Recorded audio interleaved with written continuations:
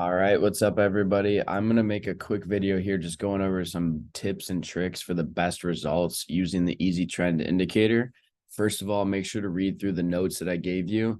Trading the very specific session that the pair is going to be the most volatile will help you tremendously. So I've listed some of the sessions here and what pairs move the most during that session. Look to trade pairs like that and just use proper risk management with those pairs.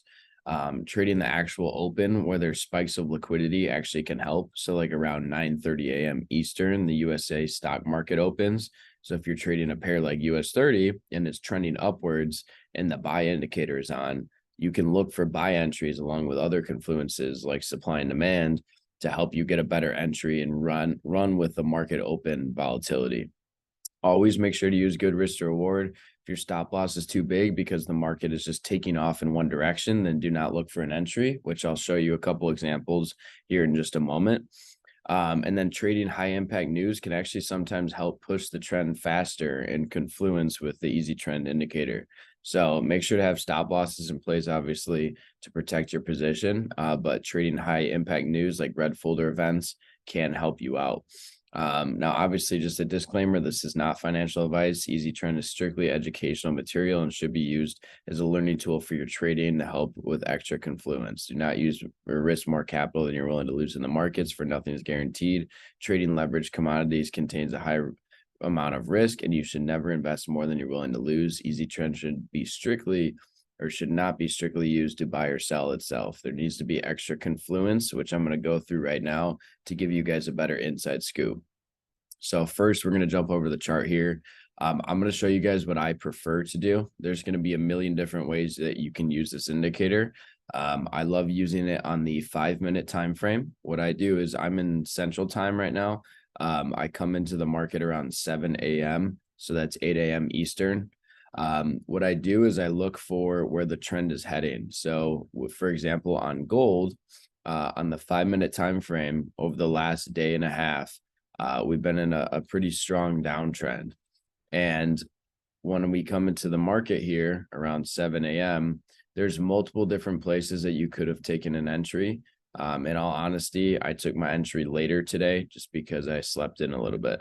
But if I would have woke up around here and got to the market when I usually do around 7, what I'd be looking for is for structure to break here on the very small time frame on the 5-minute, because we're already in sells right now. You can see it called out a sell over here at like 6 a.m.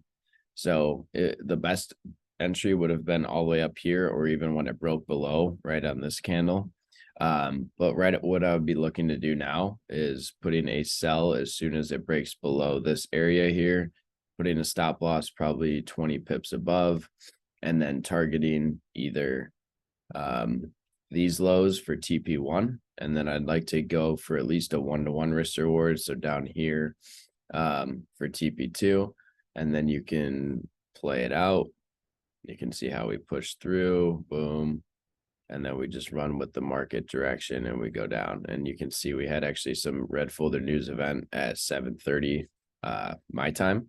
And you can see that pushed us right through. What I'm learning to do as well is if you're steaming towards your take profit very quickly, you can try to put your stop loss at break even, close out about 80% of your position here, and then just let the rest run. And you could try to target a deeper low.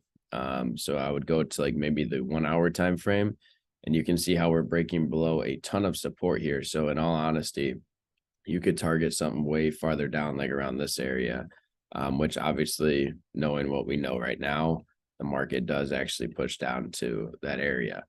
And that's the reason why I'm saying if you put your stop loss at break even, you can let this run a lot farther. And like even right now, this could still continue to keep dropping, but it's at 100 pips total. We only risked this trade. Sorry, this is the other trade I took. But if you took the entry from up top here, you could have caught all the way to 160 pips or $16 on gold just with this pair alone. I'm going to show you guys a couple other trades. This was one with USD CAD. I'm just going to show you this trade live. You can see there's a bunch of mixed buy, sell. What I'm looking for don't get faked out by all this. What I'm looking for is we're in a range right now. I want it to break out of this range, and I need some type of confluence that we're breaking out of the range. So I need something to break above this area here or break below and hold this area down here.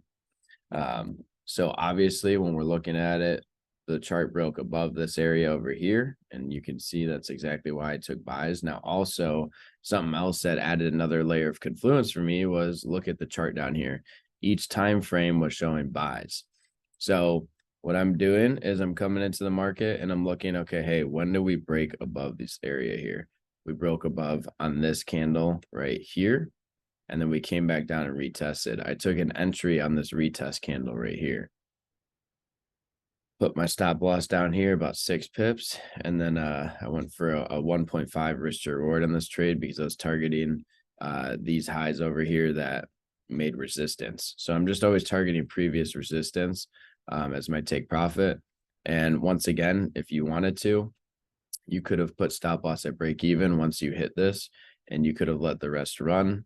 Obviously, there's a potential for a lot more. And let's see, the US 30 might even continue to keep running up since everything's buys right now. But this is just a good example of that. And then I'll show you guys one more for right now on US 30. US 30 was sells called out in the morning. The most ideal entry would for sure be right after this candle closes here, in my opinion, just because we broke below these lows here and we're really pushing this support as well. But like I said, I came into the market a little late today, but if you did take the entry here, I would have put my stop loss above these candles right here. So we're just scalping. So we're using the smaller time frame market structure. And then I love setups that are like this, where we pretty much make a big double top, and now you can target this low right here, or even sometimes a little bit above it as your take profit. So you could have targeted right here, which would have been a 1.86 risk to reward on the trade. And you can see market cleanly pushed down. We got the red folder news event candle at 7:30, and then it just continued to keep pushing down. Now, this would be, I found the best pairs to do the stop loss at break even and let the rest run is 100% with, the indices pairs are gold. So you could have put your stop loss at break even, let the rest run, and obviously you could have made a significant amount more, all the way down to 138 pips on this. I even came in way later to the market, like I said, around 7:45, 8 p.m. or 8 a.m. And I ended up taking a sell right here and just caught 24 pips very quickly, risk to the top of this candle here, because I knew that the market was going to continue to keep sliding. So I just jumped in very quickly. But that's what the strategy is. I use 5-minute time frames and market structure. And then I try to use the chart down here as confluence to make sure that, at least the 5, 15, 30, and 60 are all in confluence with me before I start taking, other positions. And I hope this video helps, guys. You can always reach out to us for additional questions. Remember, this is only educational, but I hope this kind of helps give you a little bit of a bias when you're coming into the market. The last thing I'll say is if I'm trading US 30, I'm not going to be trading it during a London session. I'm going to be trading it during New York because that's when it's going to be the most volatile. You can still see that there were some very ample setups, right? As London session opened, you could have obviously taken a buy when it broke above this area, made some good money.